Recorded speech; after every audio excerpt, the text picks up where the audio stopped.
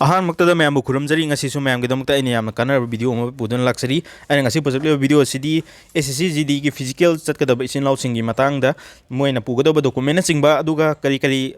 recommend मफम करी कई तौगनी है चिंबा रूल्स एंड रेगुलेशन मैम एक्सप्लेन तौजगे अदुगा PAT की फिजिकल की एमिका थोए एमिका डाउनलोड तौबगी लिंक जो डिस्क्रिप्शन पीजरमगे अदुगा मैम SSCgi की चटकदब इचिनलाउसिंग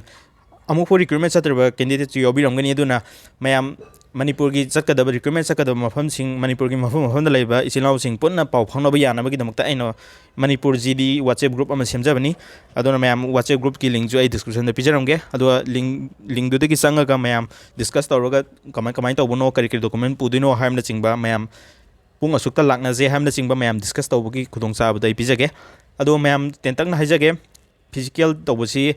फिजिकल इफिशिएंसी टेस्ट से नुपागी 5 किलोमीटर रेस नी मतम 24 मिनट्स पीगनी अदुगा फिजिकल स्टैंडर्ड टेस्ट अनमगा तौगनी सिजना हाइट चेस्ट मेजरमेंट खतनी अदुगा मेडिकल दी तौगिरोय होजिको मेडिकल सिदी अखोय फिजिकल जे ngam मतुंगदा थामुक लेरगा तोंगाना फिजिकल की मेडिकल की तोंगाना कॉल लेटर की टाइप ता मेडिकल की तोंगाना एमी कार्ड की टाइप ता अमा पिरखिनी अदु पिरा कांदा तौगदबनी फिजिकल खलब कैंडिडेट सिंगी तोंगाना लाकनी कदुना अदो हजिक फिजिकल की एमी कार्ड से थोए फिजिकल एमी कार्ड से कमायना डाउनलोड तौगनी वेबसाइट कमाय तौनी है वेबसाइट डाउनलोड तौबगी लिंक जो डिस्क्रिप्शन पीजरमगे अदो मैम इंस्ट्रक्शन खर दरकार तारीको फिजिकल चट मतमदा कमाय तौगनी है चिंबा अदु मैम एक्सप्लेन तौजरगे असी माई सिलेक्शन प्रोसेस से अहम कंप्यूटर बेस्ड टेस्ट तौग्रे कंप्यूटर बेस्ड टेस्ट की मार्क तो मेरिट लिस्ट लेपतोनी अदुगा हजिक तौगदरिबा फिजिकल सिंजे फिजिकल मदी मेडिकल की मार्क अमबो लेते मोय पास मार्क फंगदी यारे पास पु तौरदी यारे है अदुगा NCC की सर्टिफिकेट पाइबा कैंडिडेट सिंह NCC की सर्टिफिकेट कंपलसरी याउगदबनी NCC की सर्टिफिकेट याउदब तारगदी NCC की बोनस मार्क से फंगोइको अदुगा मणिपुर की हाइट से मणिपुर की एनी कैंडिडेट है तारे height OBC board general board लोन मानिको हाइट से 162.5 सेंटीमीटर खतनी अदुगा शेड्यूल ट्राइब ता बिलोंग तौबो ओरगदी 157 सेंटीमीटर नुपागी नुपीगी 152.5 सेंटीमीटर नि मणिपुर की अदुगा नुपीदसु शेड्यूल ट्राइब ता बिलोंग तौबो ओरगदी 147.5 सेंटीमीटर नि मणिपुर की अदो अखोय इसागी कैटेगरी शेड्यूल ट्राइब बिलोंग तौबगी शेड्यूल ट्राइब की सर्टिफिकेट ती पाइबी तारे रिलैक्सेशन जे फंगे है तारगदी अदो मैमना चेस्ट मेजरमेंट से मैमना सोयबम लेको चेस्ट मेजरमेंट से मणिपुर की 77 सेंटीमीटर नि अदुगा शेड्यूल ट्राइब की 76 सेंटीमीटर नि मिनिमम एक्सपांशन 5 सेंटीमीटर नि असिदा मैमना चेस्ट नुपासिंगी निको सिजे चेस्ट की अनएक्सपांडेड सिदा सेंटीमीटर जे यामनबगी नमक्ता हौबगा एक्सपांड तौरगा चेस्ट मेजरमेंट तौबजिदा हौबगा एक्सपांड तौबा कैंडिडेट यावी अदो हौबगा एक्सपांड तौबदो सोयरेको हौबगा एक्सपांड तौबा यादे हौबदा फ्री दा लेरगा मोयद मेजर तौहंगदबनी मरमदी अनएक्सपांडेड ता खोइन एक्सपांड तौथोखरदी अमु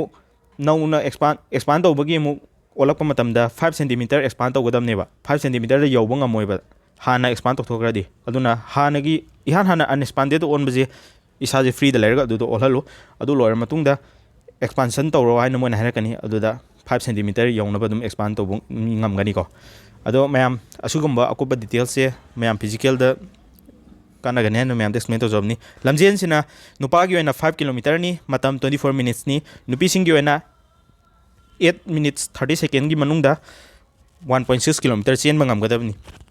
asida first second third tabagi tonganba special privilege na singba ambu leidiko side only qualifying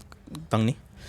aduga mayamna physical चन मतमदा पुगदब डॉक्यूमेंट सिंग हारगदी अखोगी लेटेस्ट की passport photo मरी इमदु पुगदबनी अदुगा अखोगी पासपोर्ट फोटो यावबा अखोगी आइडेंटिटी प्रूफ हाबे तारे आधार card कुंबा voter ID न चिंगबा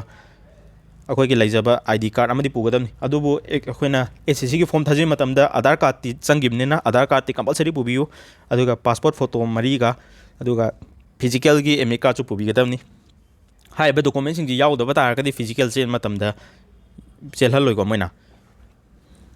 अदुदा मैमना आई download तौबगी link दो हाइदि एमए कार्ड की डाउनलोड तौबगी लिंक दो डिस्क्रिप्शन दा पिजरमगे लिंक संग मतमदा एमए कार्ड की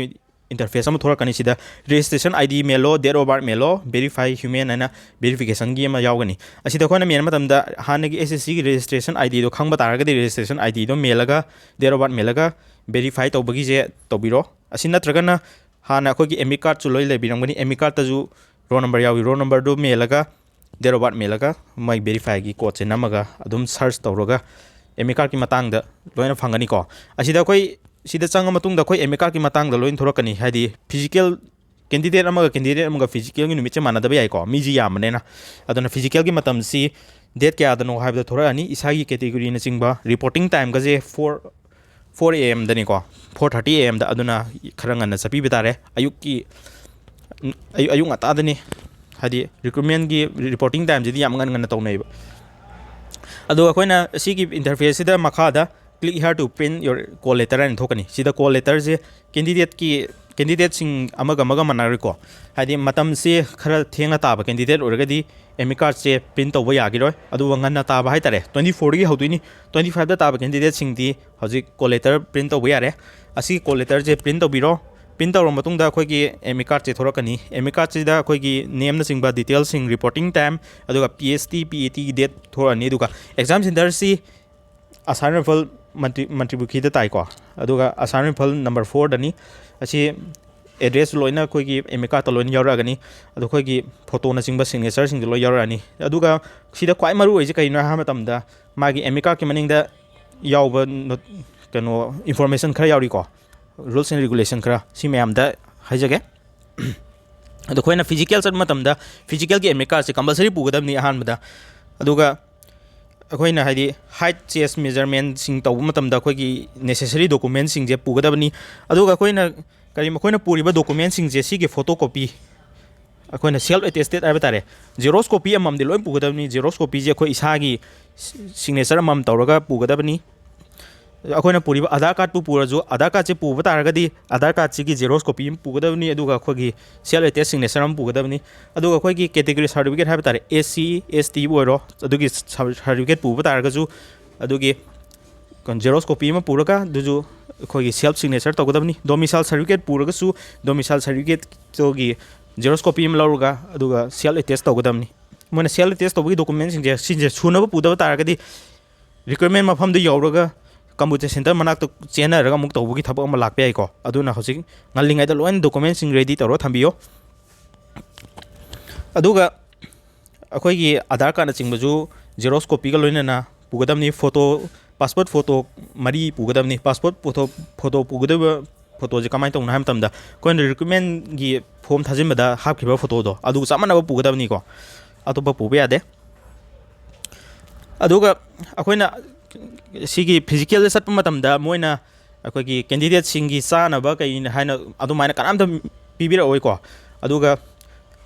aduna koi ni hadi moina reporting time da chatlo hain reporting time manung da queue da sanga lepa ground manung da koina leiba da waraga candidate sing je lamjen je chen ma ngamaga ju last da bomi tawba aduga wan thabna chingba mayam yawi ko aduna isagi ising na chingba akoi gi sana ba sing phajana backpack phajana pubiu haidi ada kainum pangna kaso yamna supply tawro oi mi mayam matani lamjen cheng gaina lakado mi ngatani aduna mayam khudong sa da mayam thokpe ai aduna diet ti first priority da mayam diet walan biganu diet sing phajana pubiu aduga mayam physical numit sida khogi thumb impression logani left ki khuvi soi logani aduna adi khut se kuron gumbo hu ba khot pa leiraga di problem thokpa yai aduna yam nana sapiro aduga khoina lamjen chen matam da moina sport ki dress na chingba khungup na chingba kaim supply toro isana pujagadabni akhoigi sport kit na chingba lamjen chen bada lamjen chen ba khoigi dress na chingba khungup na chingba isana loi pujagadabni aduga mayamna passport photo na chingba du pupiba kaubiganu aduga mayam asigi discussion tawbagi WhatsApp group ay nama semjabani WhatsApp group ki link description da hapcharamge mayamna adu da sangaga mayam ahenba akupa paw leirgasu mayam discuss tawba yarani chatminna na ba oragasu puna chatminna bana si hadi sumaina physical gumba chatpa de mayam puna chatminna nu ngaibni adugi damakta aina group ka semjabni mayam SSC gi leirik atop exam sing thaning ba candidate leirik SSC gi leirik sing aingon da loi lei SSCgi gi SSC MTS ki loina subject wise to bios loi lei mayam ai channel si support to bio mayam gi damakta kana ba details sing dhaba kamali ne government job kamali ne sing mayam video semjabani ai gi WhatsApp number leirik launing ba natraga SSC gi video course sing ba maths ki English ki reasoning gi video sing loi lei video launing ba sing ju ai gi WhatsApp number 7005967084 da WhatsApp text to bira u ado mayam channel ji subscribe to semiramu ꯚꯤꯗꯤꯑꯣꯁꯤ like ꯑꯃꯃꯝ ꯇꯧꯁꯤꯟꯕꯤꯔꯝꯃꯨ ꯑꯗꯨꯒ ꯀꯃꯦꯟ ꯁꯦꯛꯁꯟꯗ SSCGDꯒꯤ physical ꯆꯠꯀꯗꯕ ꯀꯦꯟꯗꯤꯗꯦꯠꯁꯤꯡ ꯍꯥꯏꯗꯤ ꯀꯔꯤ ꯑꯩꯅ ꯍꯥꯏꯕꯁꯤꯡꯗ ꯑꯋꯥꯠꯄ ꯌꯥꯎꯔꯒꯁꯨ ꯃꯌꯥꯝ ꯀꯃꯦꯟ ꯁꯦꯛꯁꯟꯗ ꯍꯥꯏꯕꯤꯔꯝꯃꯨ ꯉꯁꯤꯒꯤ ꯑꯣꯏꯅꯗꯤ ꯑꯩ ꯃꯇꯥꯡꯁꯤꯗ ꯚꯤꯗꯤꯑꯣꯁꯤ ꯇꯦꯟꯁꯤꯟꯖꯒꯦ ꯊꯦꯡꯛ ꯌꯨ